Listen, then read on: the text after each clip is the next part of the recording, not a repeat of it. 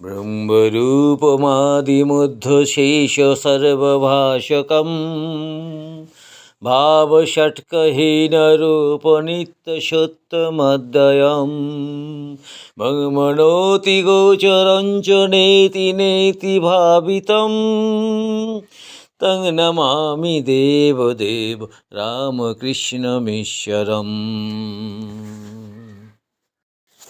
ঠাকুর শ্রী শ্রী রামকৃষ্ণ, শ্রী শ্রী মা এবং স্বামী বিবেকানন্দকে আমার সশ্রদ্ধ প্রণাম জানিয়ে রামকৃষ্ণ কথামৃত থেকে আজকের পাঠ শুরু করছি। নবম পরিচ্ছেদ। তাহার পরদিনও 6ই মার্চ ছুটি ছিল। বেলা 3টার সময় মাস্টার আবার আসা উপস্থিত। ঠাকুর শ্রীরামকৃষ্ণ সেই পূর্ব পরিচিত ঘরে বসে আছেন। মেঝেতে মাদুর পাতা। সেখানে নরেন্দ্র, ভবনাথ আরও 2-1 জন বসিয়া আছেন। কয়টি ছোকরা, 19-20 বৎসর বয়স। ঠাকুর সহাস্যবদন, ছোট তক্তাপোষের উপর বসে আছেন আর ছোকরাদের সহিত আনন্দে কথাবার্তা কহিতেছেন। মাস্টারের ঘরে প্রবেশ করিতেছেন দেখিয়াই ঠাকুর উচ্চহাস্য করিয়া ছোকরাদের বলিয়া উঠিলেন, ওই রে আবার এসেছে বলিয়াই হাস্য। সকলে হাসিতে লাগিল। মাস্টার আসিয়া ভূমিষ্ঠ হইয়া প্রণাম করিয়া বসিলেন। আগে হাত জোর করিয়া দাঁড়াইয়া প্রণাম করিতেন, ইংরেজি পড়া লোকেরা যেমন করে, কিন্তু আজ তিনি ভূমিষ্ঠ হইয়া প্রণাম করিতে শিখিয়াছেন। তিনি আসন গ্রহণ করিলে শ্রীরামকৃষ্ণ কেন হাসিতেছিলেন তাহাই নরেন্দ্রাদি ভক্তদের বুঝাইয়া দিতেছেন। দেখ, একটা ময়ূরকে বেলা 4টের সময় আফিম খাইয়ে দিচ্ছিল। তারপর দিন ঠিক 4টের সময় ময়ূরটি উপস্থিত। আফিমের মৌতার ধরেছিল, ঠিক সময় আফিম খেতে এসেছে। সকলের হাস্য।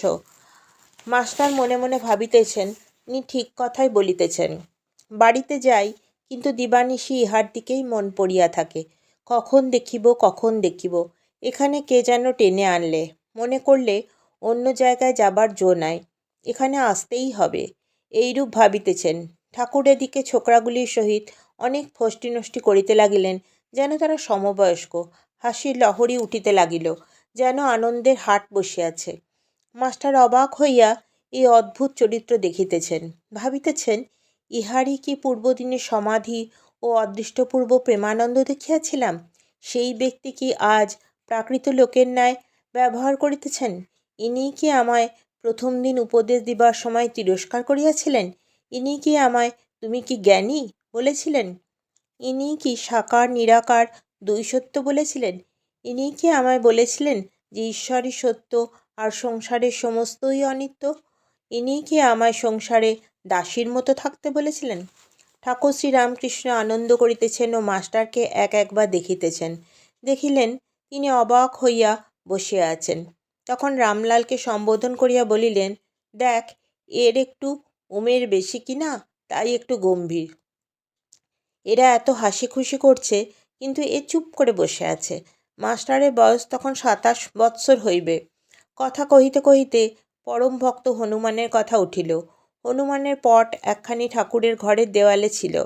ঠাকুর বললেন, দেখ, হনুমানের কি ভাব। ধন মান দেহসুখ কিছুই চায় না, কেবল ভগবানকে চায়। যখন স্ফটিকস্তম্ভ থেকে ব্রহ্মাস্ত্র নিয়ে পালাচ্ছে, তখন মন্দোদরি অনেক রকম ফল নিয়ে লোভ দেখাতে লাগলো। ভাবলে ফলের লোভে এসে অস্ত্রটা নেমে যদি ফেলে দেয়। কিন্তু হনুমান ভুলবার ছেলে নয়। সে বললে, আমার কি ফলের অভাব? পেয়েছি যে ফল জনম সফল, মোক্ষ ফলের বৃক্ষ রাম হৃদয়ে। শ্রীরাম কল্পতরুমূলে বসে রই, যখন যে ফল বাঞ্ছা সেই ফল প্রাপ্ত হই।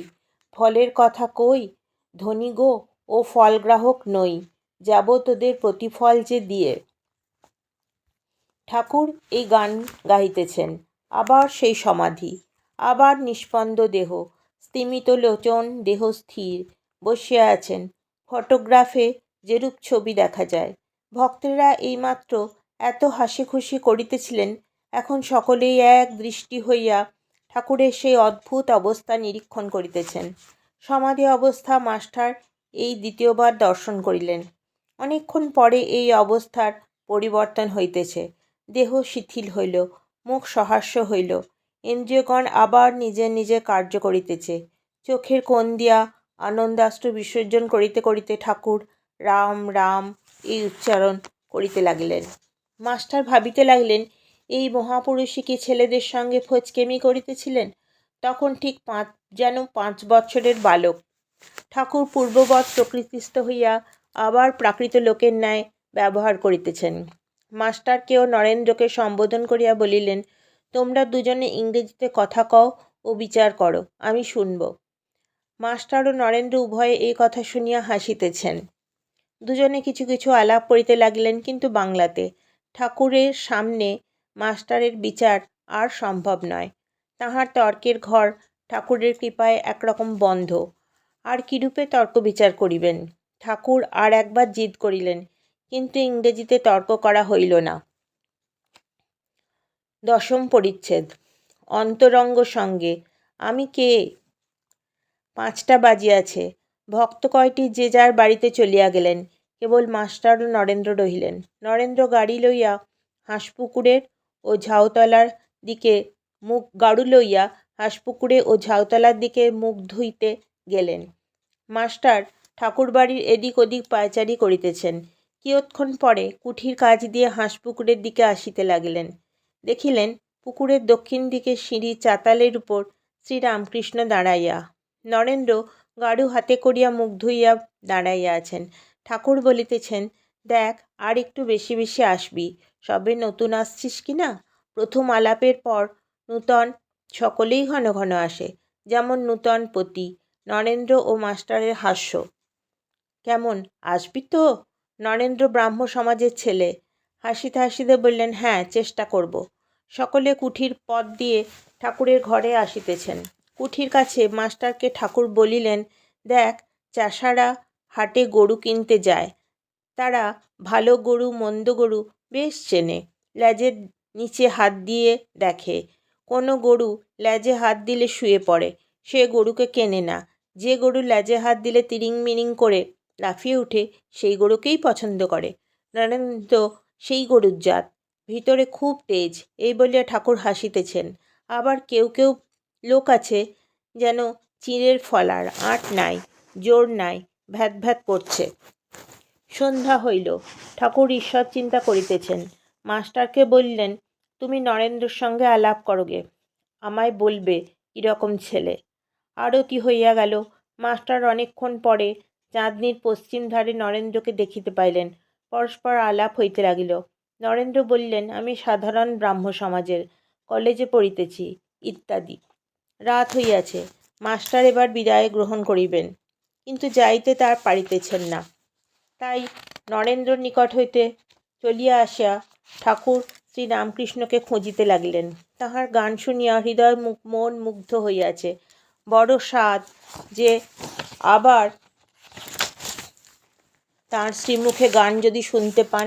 খুঁজিতে খুঁজিতে দেখিলেন মা কালীর মন্দিরের সম্মুখে নাট মন্দিরের মধ্যে একাকী ঠাকুর পাদচারণা করিতেছেন। মার মন্দিরে মার দুই পার্শ্বে আলো জ্বলিতেছে। বৃহৎ নাট মন্দিরে একটি আলো জ্বলিতেছে, ক্ষীণ আলোক।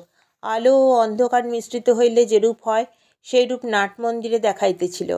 মাস্টার ঠাকুরের গান শুনিয়া আত্মহারা হইয়াছেন, যেন মন্ত্রমুগ্ধ সর্প। এক্ষণে সংকুচিতভাবে ঠাকুরকে জিজ্ঞাসা করিলেন, আজ কি আর গান হবে?